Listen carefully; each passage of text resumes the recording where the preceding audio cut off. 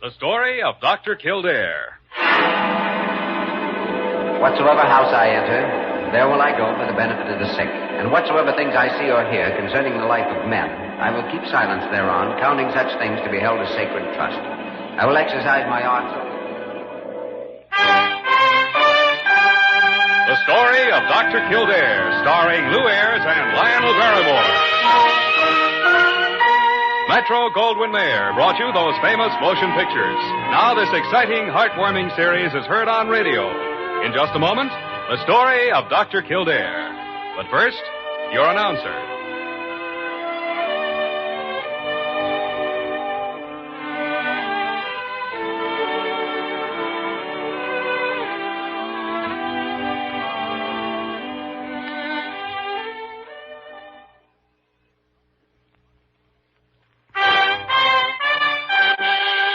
Now, the story of Dr. Kildare, starring Lou Ayres as Dr. Kildare and Lionel Barrymore as Dr. Gillespie.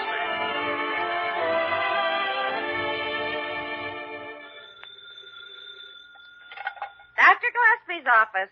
Oh, this is Dr. Kildare, Parker. Is he in yet? Is he in yet? Well, I should say he is. Well, we've already had 3 fights. He called me an ancient flop-eared witch, and I've called him a rambunctious old hog collar. I've been fired 3 times and hired back twice. Now, that means you're still fired, then. Oh, well, I'm technically unemployed, but he'll hire me back. Well, without me, he couldn't find his way around the office. Dr. Kildare, when I think of all I've done for that man and how ungrateful he is, I can just... Oh, yeah, Dr. Gillespie, you sneaked up on me. I did indeed, and I got an earful, too. Ungrateful, am I? Oh, I was only joking. Of course, Well, you're still fired, and I am not joking. Give me that phone. Hello, Jimmy. Good morning, Dr. Gillespie. I wonder if you'd come up to floor 7, room 706. Something special going on up there? Cooper's been acting up, you know. I guess I'll have to take his bandages off today. Cooper? Oh, all right, Jimmy. I'll be right up. Thank you.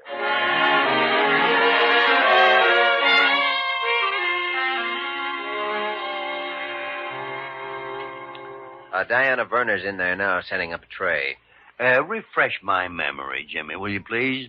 How long has Cooper been in here? 2 weeks. Oh. We've changed his bandages before, of course, but he's always been under anesthesia. When we take them off today, they'll stay off. Preparing him for the surgery to come, huh? Yeah. Good. Are you administering morphine? A half-grain. He's strong and in fair physical condition, considering all he's been through. Burns on his face pretty well healed. Good granulation tissue.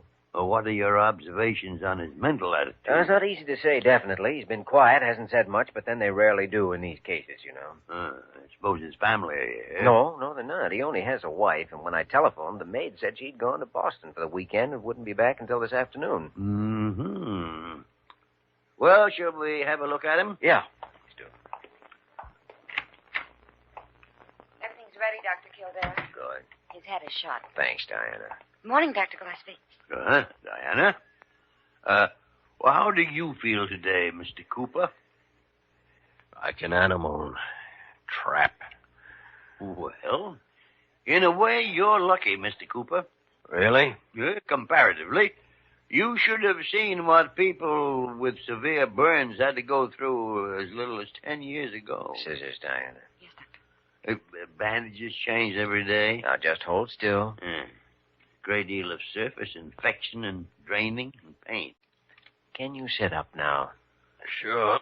We've come a long way since then. What with sulfonamides and penicillin. You kind of got in on the lucky days of science. Sorry. I'll soak it loose. Here's the solution, Doctor. Say, I got it easy, huh? Well, no one with extensive burns has it easy. Yet it's better than it used to be by 1,000%. Thanks for your kind lecture, Doctor, but it didn't take. Huh. You guys are all the same. This'll only hurt a little, and then it tears the top of your head off. I'd appreciate it if you were a little more quiet, Mr. Cooper. If I was standing where you are, you were lying in this bed, I could tell you how easy it was and even believe it. You'll have to stop moving your head, or I can't be responsible for hurting you. Just get it over with, that's all. I'm down to the last layer of gauze. I'll give it a thorough soaking. Nurse. Yes, Doctor. Now, just hold still for a minute, and it'll be all over. Go ahead. There. You can rest now. I commend you, Mr. Cooper. You did better than most men. Oh, never mind the pep talk. Just turn your head, please. Very fine job. Very fine. Mr. Cooper, despite your antagonism, which is excusable from a man who's gone through your difficult medical experience, you should be grateful you've had a doctor of Kildare's competence. Give me a mirror or something so I can get a look at myself. Well, perhaps we should wait until this afternoon when your wife can be here. My wife? That's a laugh. I want to look at myself now. Oh, Mr. Cooper, I advise against it at the moment. What's the matter? Am I so gruesome I'd scare myself? Of course not. It's just that burns, well, they do alter the skin surface somewhat, and I'd rather you tried to adjust yourself to it slowly. Something you're not telling me. Now, don't put your hands to your face, please. It's my face, isn't it? Or is it? Are you going to get me a mirror? I'll tell you what, I'll bring one up this afternoon when we've contacted your wife. And Get me a mirror now. Say, help me. I'll climb out of this bed and find one myself. All right. Diana, can you locate one? I think so, Doctor. Mr. Cooper, did you think your face would be completely unscarred? After all, you can't crash land a burning airplane and then lie in the woods for a good many hours without medical attention and expect to come out of it looking like a matinee idol. Someone was just telling me all about the great things modern science did, wasn't he? I want to see for myself. But this is just the beginning. There's a lot of work yet to be done on you. Let me be the judge of that. Here's the mirror, Doctor. Thanks. Let me see it.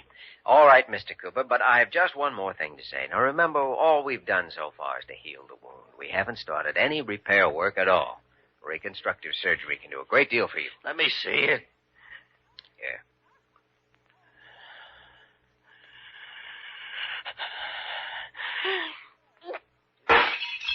Get out! Go on, get out, all of you! Now, Mr. Cooper, please. Did you hear me? Go on, get out! Get out! Get out!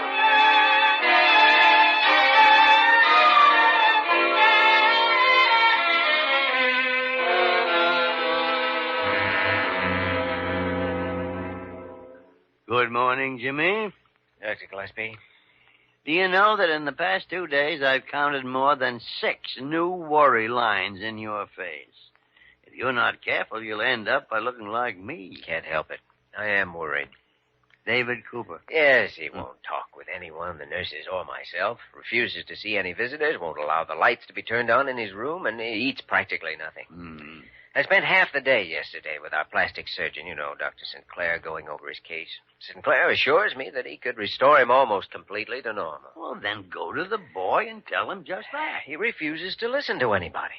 Well, then give him a chance to think things over by himself. He'll come around. I wish I thought so. He's in a state of acute melancholia. They say there's a psychological lever that works for each individual case. The trouble is finding it. Do you have any ideas? Maybe.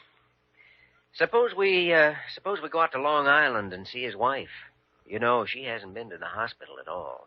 Have you explained the situation to her? No, every time I've called, the maid says she's out. Well, a wife simply isn't out to her husband when he's sick and in trouble unless there's a darn good reason. And if Mrs. Cooper's reason is good enough to keep her away from this hospital, I don't think we should go tampering with it. You're absolutely right, Dr. Gillespie, but I've got to treat my patient, and this may be the way to do it. Now, would you care to come? No, sir. The days of sticking my nose in other people's lives are over. All right, Dr. G. I'll see you later. Confound it. Handmade my hat and coat.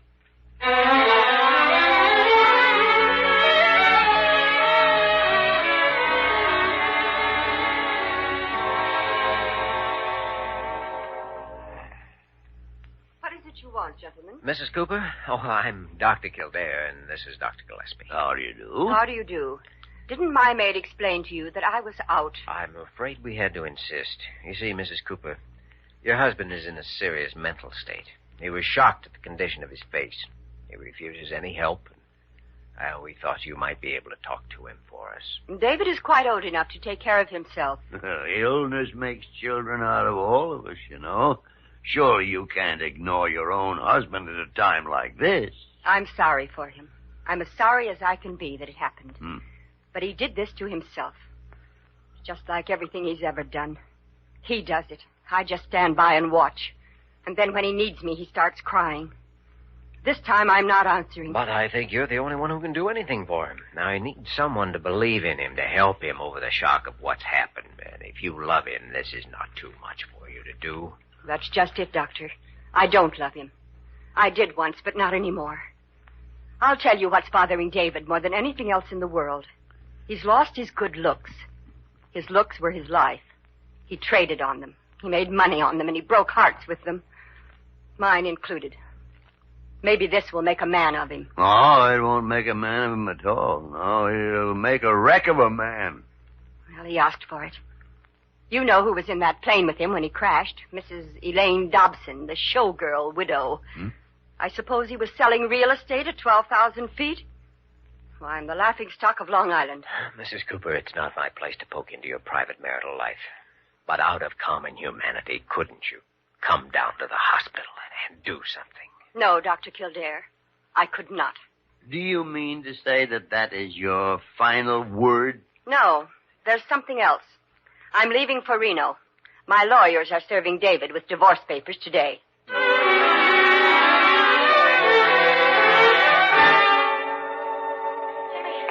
Jimmy. Yes? Oh, I'm glad you got back to the hospital. What's wrong, Diane? It's David Cooper. He just tried to kill himself.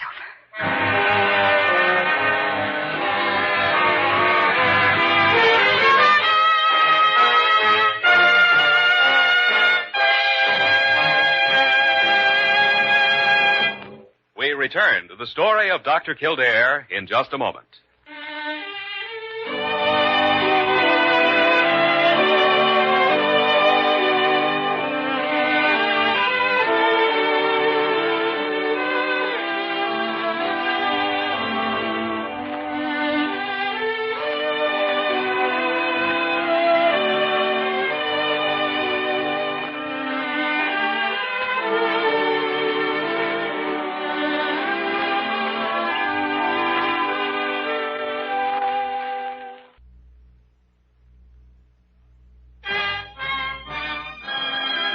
Now we continue with the story of Dr. Kildare, starring Lou Ayres as Dr. Kildare and Lionel Barrymore as Dr. Gillespie.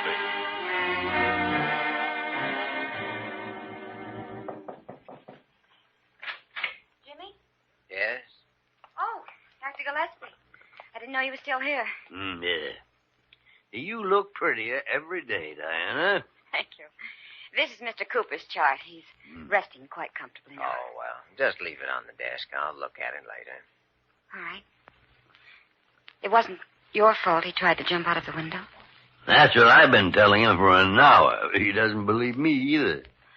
Well, I'm going off duty now. Jimmy, if you want to talk or anything later on, I'll be home all evening. Thanks, sweetie. I'll call you. Well, we're lucky that attendant stopped him, and that Cooper didn't hurt himself. Not this time. You think he'll try it again? Maybe, unless we can reason with him. He isn't an easy man to reason with. Simply doesn't want to accept life. But somehow I feel that a man who says he doesn't need help needs it the most. I'm going to give him all I can, whether he'll accept it or not.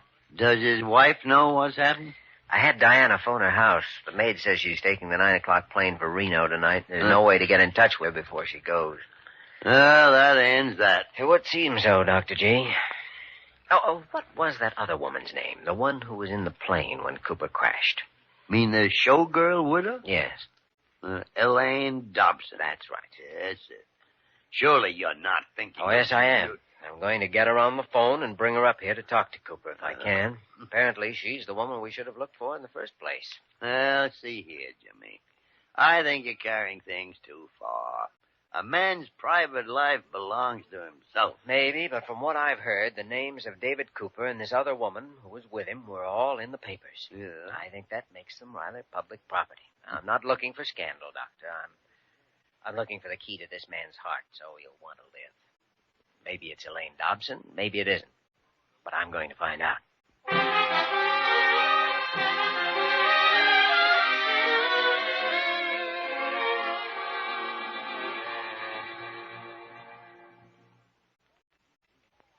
I haven't made a blind date since I was in high school, Dr. Kildare. But I'm glad I made this one. So you're David Cooper's doctor. How is he? Not very good right now, I'm afraid. Oh, it's too bad. Mm-hmm. I guess I was lucky. All I got out of that plane crash was sore feet walking around the mountains looking for help. Yes, I read all about that in the newspapers. You haven't been in to see him at the hospital, have you? No. Should I? He might appreciate a little visit from you. He didn't ask you to call me. What's on your mind, Doctor? Oh, Mr. Cooper's burns are very serious. All things considered, he's recovered very well up until a couple of days ago. But when he saw the damage done to his face, he became absolutely unapproachable.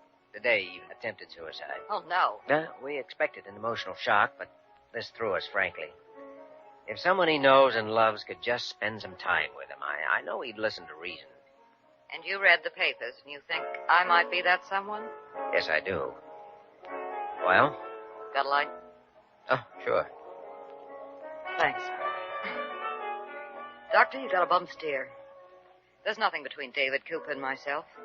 There's only one woman for him, and that's his wife, Jean. But I talked to her, and she said No matter what she said or he said, I know. Look, I saw him a lot. I'm sort of in the real estate business, too. But he was always business with me. And believe me, that means he was all business with every other woman. You don't sound like the kind of a person I was supposed to be talking with. You mean I don't sound like the other woman? Well, I'm not the other woman, and no credit to me. That isn't quite the way I understood it. Oh, I'm in love with him, all right. I'd take that guy in a minute if I could get him, but I can't. Nobody can. She's got him, and she'll always have him. Mrs. Cooper's planning on divorcing him right now. I know, I heard about that. Even at that, she'll still have him. Know what I mean? Yes, I think so. But she doesn't know that. No, she's always been too busy with bridge clubs and cocktail parties to know he's been around loving her the way he does. Not that he's been a saint, but I tried, Dr. Kildare, and I'm a girl who doesn't miss very often. No, I don't think you do, Mrs. Dobson. Well, you were awfully decent to meet me and talk the way you have. I like you, Elaine Dobson. Thanks, Doctor. You're all right yourself. I wish I could help out. I'd give anything to be the one to go in that hospital room and talk to him. But I'm just not your girl. Maybe you can still help, though.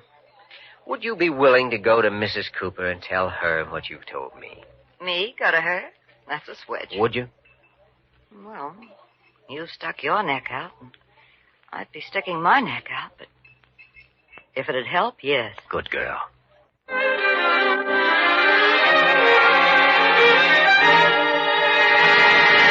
Hello? Hello? Jimmy? Is that you? Yes, and I think we're getting somewhere. Elaine Dobson's the right one, No, not exactly. I'll explain later. Right now, we've got to get out to the airport and stop Mrs. Cooper from getting on that 9 o'clock plane.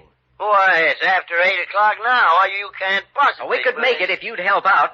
Look, do you think you could sort of, commandeer an ambulance? An ambulance? Are you... It'd get us through the traffic, yes. Doctor, this is important. I think it'll save Cooper's life. An ambulance, huh? Yes. Well, that's what they're for. Stay where you are, Jimmy. I'll be there in 5 minutes. Can you get a driver? I'll drive it myself.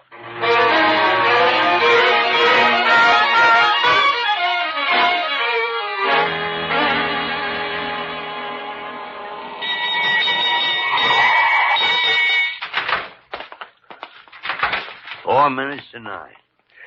Phew, I hope we can find him. I'll wait here. You two go ahead. And good luck. Thanks. I'm with you, Jimmy. Oh, where in tarnation? Flight 37 to Chicago, Salt Lake, Reno, San Francisco. Passengers will please board at gate 5. 37, that must be her flight. Jimmy. Isn't that her walking up the ramp Where? there? Where? In the brown suit. Oh, that's her. Come on. Oh, Miss Cooper. Mrs. Cooper. We almost missed you. Why, Dr. Kildare. Dr. Gillespie. So we got to talk to you. Oh, I'm sorry, but I haven't time. My plane is just about to leave. You must listen to us. I can't, I tell you. Mrs. Cooper, when your husband received your divorce papers today, he tried to commit suicide. Oh, David. Oh, no. He seriously needs someone. Now, we're here to ask you to come back and help him. Oh, I want to, but David doesn't need me. There's someone else. I know. You mean Elaine Dobson, but you're wrong about that. Oh, Dr. Kildare, you just don't know anything about it. Oh, yes, I do. Now, And Mrs. Dobson's waiting outside to talk to you, if you don't believe me. She's here. She came here to see me. Yes, just to tell you how much your husband does need you. Well, will you come with me? Will you come talk to her, Mrs. Cooper?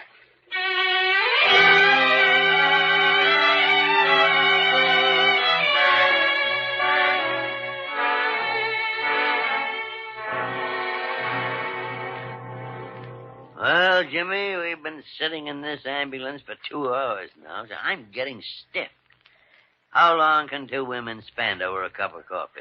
Long enough to get a lot of things straightened out, I hope. Well, I hope so, too. I didn't agree with you on your method of handling this case, but someone's coming out of the lunchroom. It's Mrs. Cooper. I got my fingers crossed. I'm sorry we took so much time. We had a great many things to discuss. Oh, yeah, of course. Mrs. Dobson, well, that is Elaine, took a taxi back to town. She said she'd call you later. I see. And you? Do you want to wait for the next plane or go back to town? I'd like to go back to the hospital with you, Doctor. I'd like to see my husband.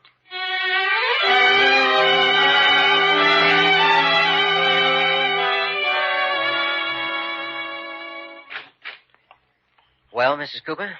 Doctor, David said that he'd like to talk to you for a moment. Oh, all right. Thank you. Oh, no. Oh, none of that now. None of that. What? I've been so wrong about so many things. Oh, well, everybody makes mistakes, you know. Misunderstanding seems to be the keynote in this day and age. All these years, I've been thinking that David was interested in other women, that he didn't love me.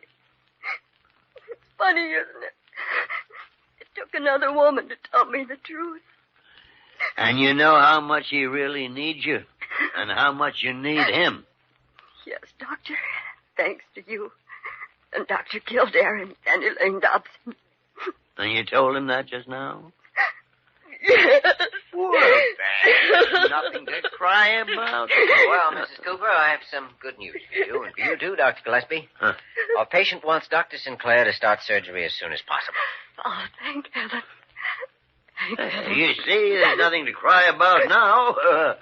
Wouldn't that be your opinion, Doctor? Exactly my opinion, Doctor. Yeah. Exactly.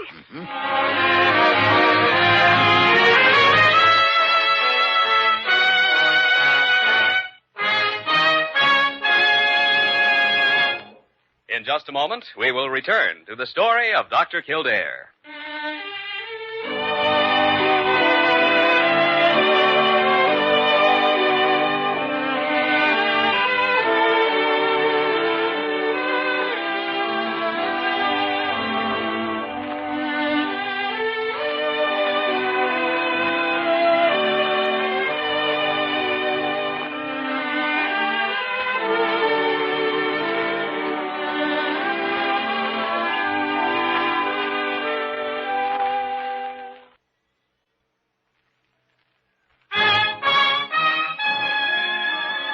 Once again, the story of Dr. Kildare, starring Lou Ayres as Dr. Kildare and Lionel Barrymore as Dr. Gillespie.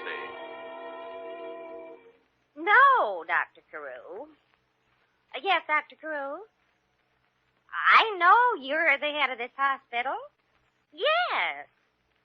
Well, I'll tell him as soon as he comes in. Dr. Gillespie, you're going to have to talk with him sometime. Well, I don't want to talk to him now. Just keep on telling him I'm out. What's all this business about you stealing an ambulance? All right. You got yourself in trouble. You won't even tell me about it. I give up. I won't even try to help you. You never helped me in your life. Oh. Screw. I'm out. Dr. Gillespie, don't you dare hide under that desk. Anybody home? Oh, Dr. Kildare, he's home, yes. Jimmy, come on in. Come in. Quickly shut the door. He's gone insane, Dr. Kildare. Absolutely off his noodle. Go on with you. I'm just wary of traitors who work on the inside. Jimmy, Carew's all fired up about this ambulance. Well, I guess I'm guilty along with him. You, Dr. Kildare. It was in line of duty. I'll swear to it on a stack of lab reports. And in this case, it saved a man's life. Well, just the same as if we'd picked him up on an accident emergency call. All right. I'll cover for you. Dr. Carew calls again, I'll slip him an alibi. Well, now, Parker, that's nice of you. And in view of circumstances, you can forget that I fired you this morning. You wouldn't dare fire me. Hmm? I know too much. Well, maybe you're right at that. Dr. Kildare, how would you like a little golf this afternoon? Why, I'd be delighted, Dr. G. So would I. Now that we've got that one out of our systems, let's get to work on the next case.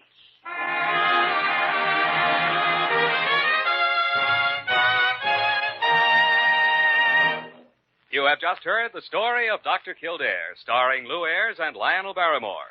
This program was written by E. Jack Newman and John Michael Hayes and directed by Joe Bigelow.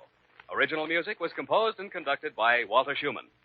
Supporting cast included Virginia Gregg, Georgia Ellis, Larry Dobkin, Yvonne Patey, and Isabel Jewell. Dick Joy speaking.